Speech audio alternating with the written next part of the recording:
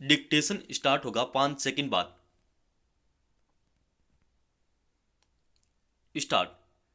पिछली सुनवाई पर 10 जनवरी कोर्ट ने सुरक्षा चूक की जांच के लिए गठित केंद्र और पंजाब सरकार की कमेटियों को जांच आगे बढ़ाने से रोक दिया था।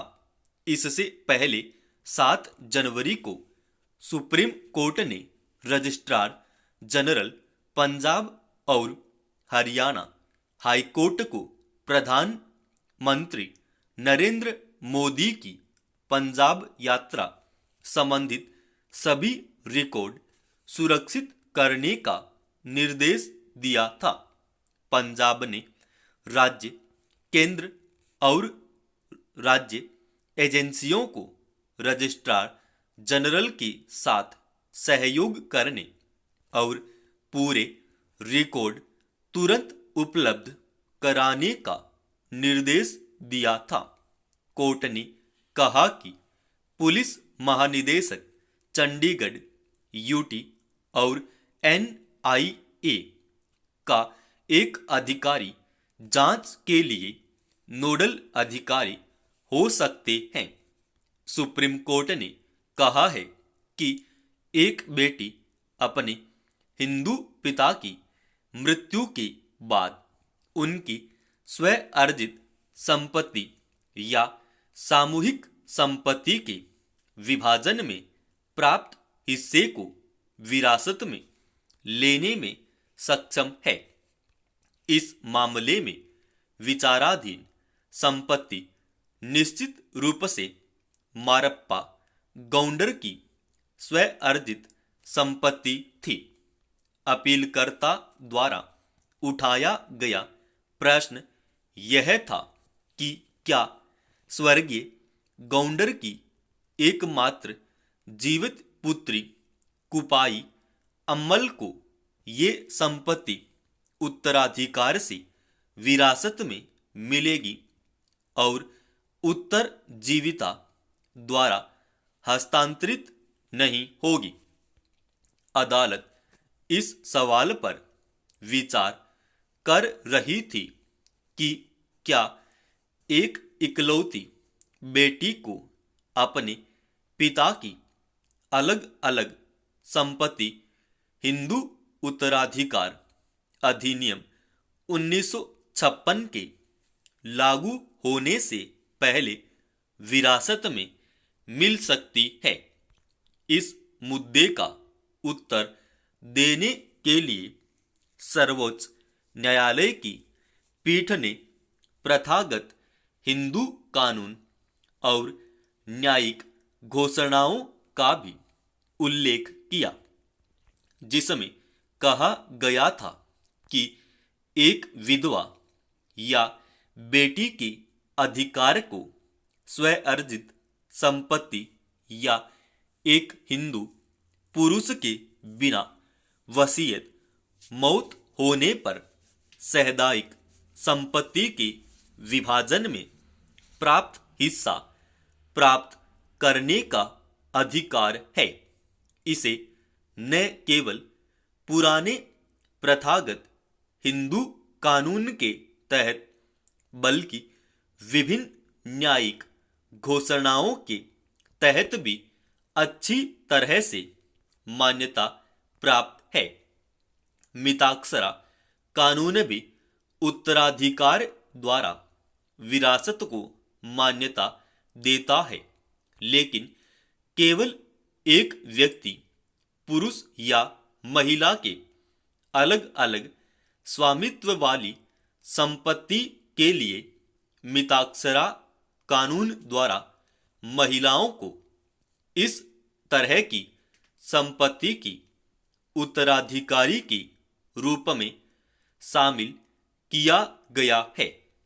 विरासत के हिंदू कानून संशोधन अधिनियम 1929 से पहले मिताक्षरा के बंगाल, बनारस और मिथिला उप विधायलों ने केवल 5 महिला संबंधों को विरासत के हकदार होने के रूप में मान्यता दी थी।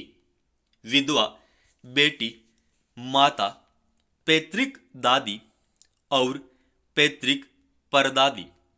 मद्रास सब स्कूल ने बड़ी संख्या में महिला उत्तराधिकारियों की विरासत क्षमता को मान्यता दी, जो कि बेटे की बेटी, बेटी की बेटी और बहन की है, जिसमें वारिस के रूप में स्पष्ट रूप से हिंदू कानून संशोधन अधिनियम 1929 में वारिस के रूप में नामित किया गया है।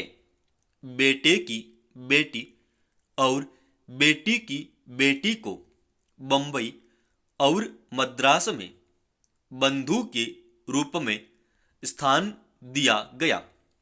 उपरोक्त चर्चाओं से यह स्पष्ट है कि प्राचीन ग्रंथों के साथ साथ स्मृति विभिन्न प्रसिद्ध विद्वानों द्वारा लिखी गई टिप्पणियों और यहाँ तक कि न्यायिक घोषणाओं ने कई महिला वारिसों के अधिकारों को मान्यता दी है।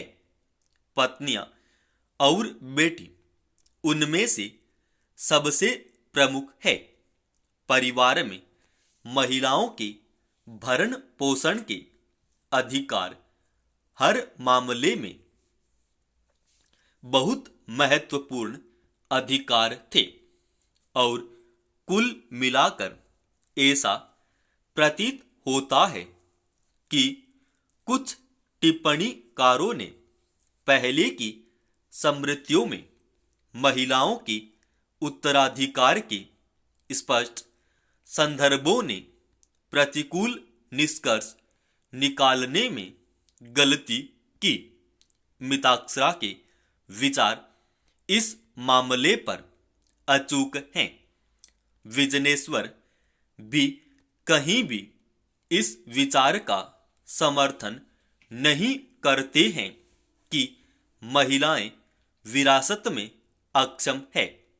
यदि एक हिंदू पुरुष की निर्वसीयत मृत्यु होने पर संपत्ति स्व अर्जित संपत्ति है या एक सहदायगी या एक पारिवारिक संपत्ति के विभाजन में प्राप्त की गई है, तो वह उत्तरजीविता द्वारा नहीं बल्कि विरासत द्वारा हस्तांतरित होगी और ऐसे पुरुष हिंदू की बेटी अन्य सपिंड के लिए वरीयता में ऐसी संपत्ति विरासत में पाने की हकदार है। मामले में अदालत ने कहा कि विचाराधीन संपत्ति मरप्पा गौंडर की स्व अर्जित संपत्ति थी, जबकि परिवार उनकी मृत्यु के बाद संयुक्त था। इसलिए उनकी एकमात्र जीवित बेटी कुपाई अम्मल को विरासत में यह संपत्ति मिलेगी और संपत्ति उत्तरजीविता द्वारा हस्तांतरित नहीं होगी। पीठ ने अपील की अनुमति देते हुए कहा। समाप्त। दोस्तों, इसका पीडीएफ फाइल अपने official Telegram channel study with HP Swami पर डाल रखा है।